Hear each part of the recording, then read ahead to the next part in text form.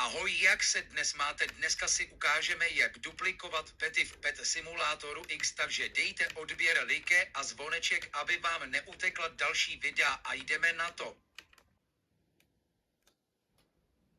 Jako první půjdeme tady.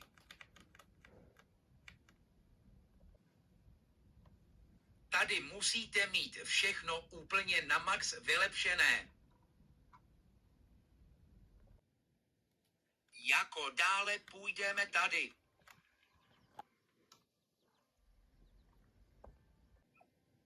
Tady musíte dát pety, které chcete duplikovat.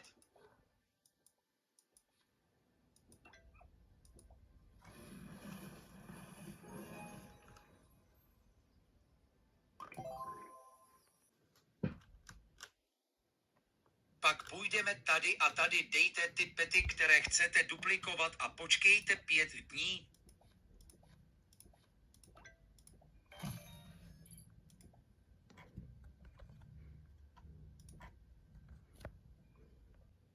Nebo kolik vám to zabere času?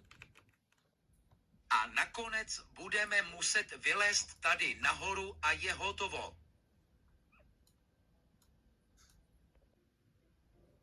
Tak čau u dalšího.